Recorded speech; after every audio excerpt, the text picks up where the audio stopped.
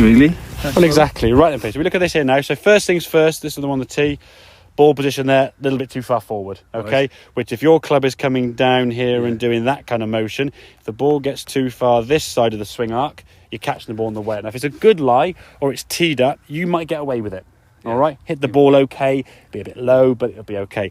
If, however, and we said ball position for me is measured off the centre of that, you're just behind the ball, absolutely fine. If you move that centre back here, now you're catching the ball even more on the way up. If it's a good lie, you might get away with it. If it's a bad lie, forget about it. It's going to be a top shot or a duff shot, or probably that last one there before the last one, sorry, sort of toe end shot off the outside grooves there, okay? And if we watch this swing here now, when you go back, not really much turn, and as you come back to the golf ball, there's kind of just before he makes you the zip now on that red line. Next one there's kind of impact you with the red line and the zip are.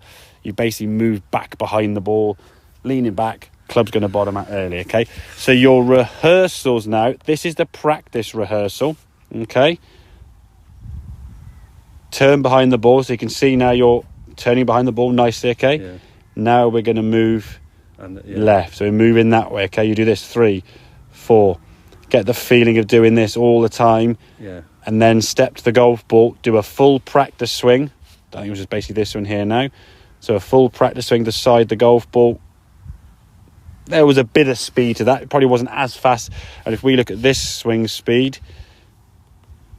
you watch this one with a shorter, slower swing. Shorter. Yeah. There's more oomph to that one probably than I would say there is to this swing here. Even though you're trying to do a full swing, is a bit more afterwards, but through hitting edge, not quite so much. But there was at least some movement to target.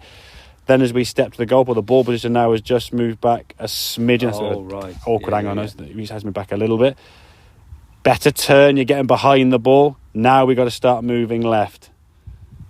See, you kind of stay there. You don't move back, but you stay there. So by staying there, it meant you were trying to move left. Because as we said, the body wants to move that direction, The body wants to get thrown backwards.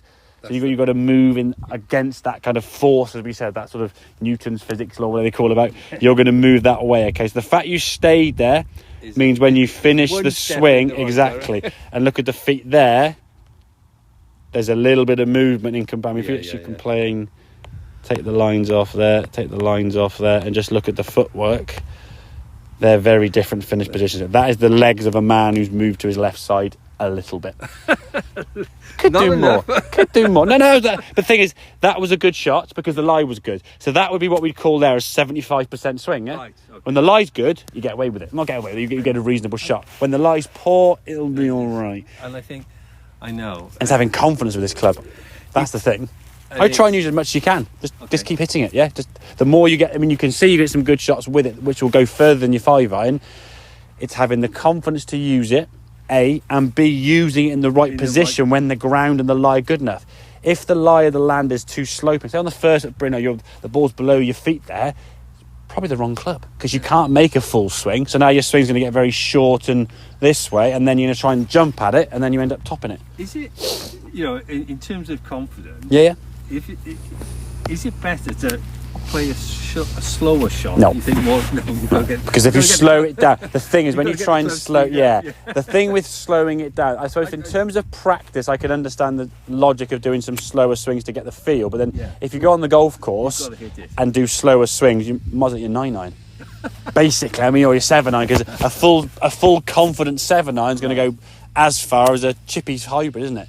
So with that being, what's the point of doing it? You might as well just not use it, Use a club you're more confident with and whack it further rather than swing it slower and try and guide it, We want club head speed. Slowing the club down is not really a thing we want to be trying to do when we're playing. Practice-wise, I think, in terms of building confidence. Yeah, for practice, definitely. So you get the feel of what you should be doing, this thing about moving. There's definitely something with that.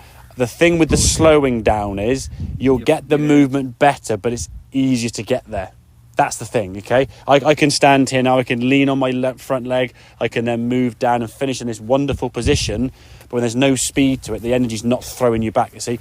As your arms start swinging down here fast, Peter, your body wants to kind of throw backwards, you see? And that's what causes the leaning back. So you're turning behind the ball and then moving to that left side, okay? Okay. Good man, very good.